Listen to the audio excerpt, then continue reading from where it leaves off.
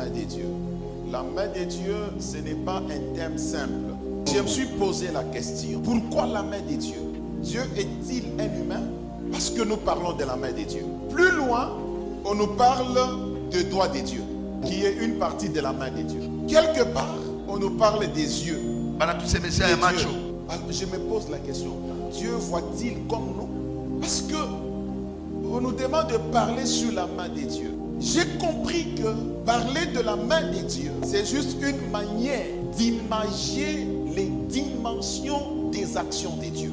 Parce que Dieu est esprit. Lorsqu'on parle de la main de Dieu, exactement, ce n'est pas de la main que nous voyons là. Donc quand on parle de la main de Dieu, c'est une manière d'imager les différentes dimensions des actions de Dieu dans la vie de son peuple. En lisant le texte de Exode, chapitre 6, au premier verset. Écoutez ce que l'Éternel dit à Moïse. Tu feras maintenant ce que je ferai à Pharaon. Dieu, en disant cela à Moïse, Dieu lui dit que ma main puissante le forcera à laisser aller mon peuple. Ma main puissante le forcera à les chasser de son pays. Alors j'ai compris à partir de cette dimension que cette main de Dieu qu'on nous parle, ce n'est qu'une dimension de l'action de Dieu. Donc la main de Dieu a plusieurs dimensions selon les actions. Mais dans ce cas précis, la main de Dieu, c'est juste la présence de Dieu manifeste et évidente.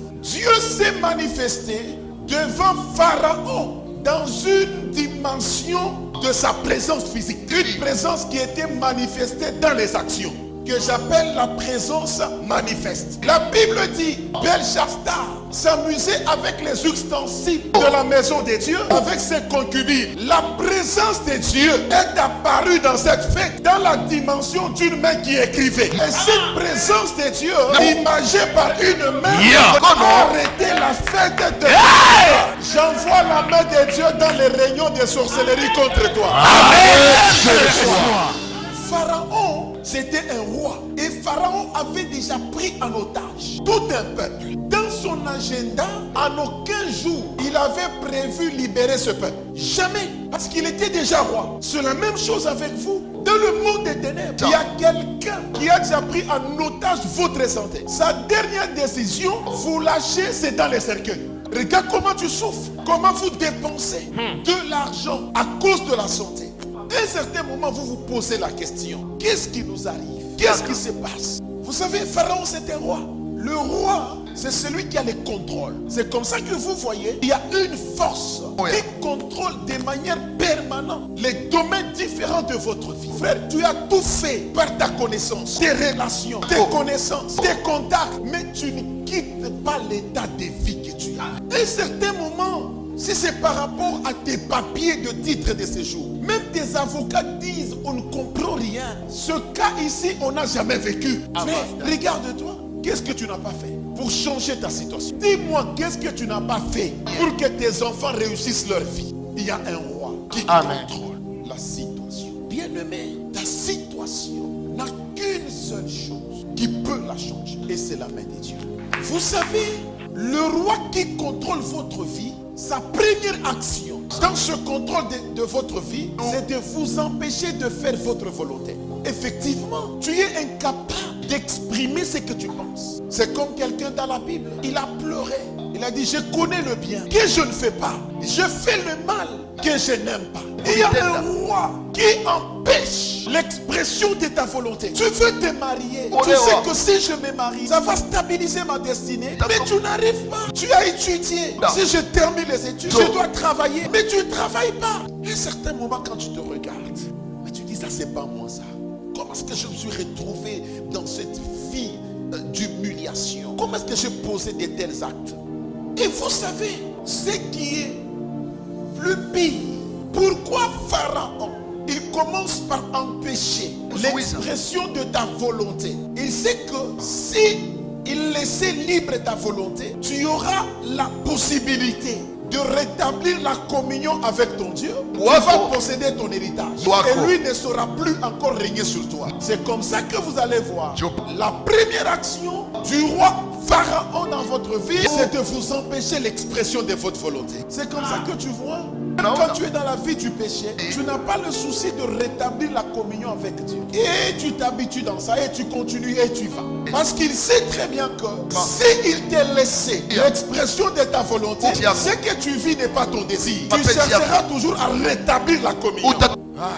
Regardez ce qui se passe. Pharaon, il ne va pas seulement t'empêcher l'expression de ta volonté, mais aussi il va t'imposer des lourds travaux. Le but c'est quoi? C'est de décourager à chercher ou à rencontrer la face de Dieu. Une fois que tu es en contact avec la face de Dieu, sa main puissante ne tardera pas. Si vous partez, vous le réveillez aujourd'hui, il vous dira que la main puissante de Dieu, elle est terrible. Tu as choisi d'aller en Europe pour stabiliser ta vie. Ça fait des années que tu es en Europe sans papier. Même la joie de l'Europe, tu n'en as plus. Autant de fois on rejette la demande de tes papiers. Vous allez voir un licencié aujourd'hui, vous le croisez dans un coin de cambisme en ville avec un capital de $80. Seulement il a déjà bombé des cartons, il met des photocopies des dollars de ceci. Tout le plafond c'est $80. My God. Quelle humiliation! Le lourd travaux qui te sont imposés, c'est pour instabiliser ta vie, afin de t'arracher la joie d'invoquer Dieu.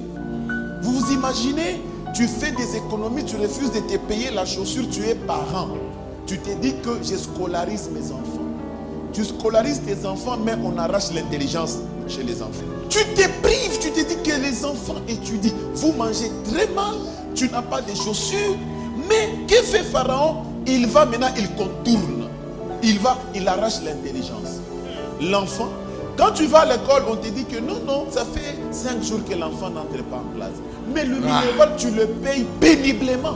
Tous les efforts que tu fais, Pharaon trouve toujours des occasions pour empêcher que tu n'ailles pas. C'est ce qu'on appelle des lourds corvées, des lourds travaux. Tu as des relations.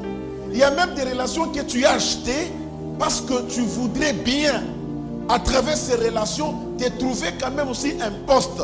Mais rien du tout. Pharaon pensait qu'il était très fort, que ce n'était pas possible qu'il laisse libre ton mariage. Pharaon pensait qu'il n'est pas possible de laisser tes finances.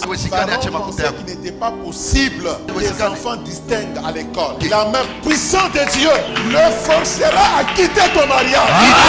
Le forcera à quitter ta santé. Amen, je reçois. Qui reçoit et il guérit déjà sur place. Amen, je reçois. Qui reçoit et il guérit directement. Amen, je reçois.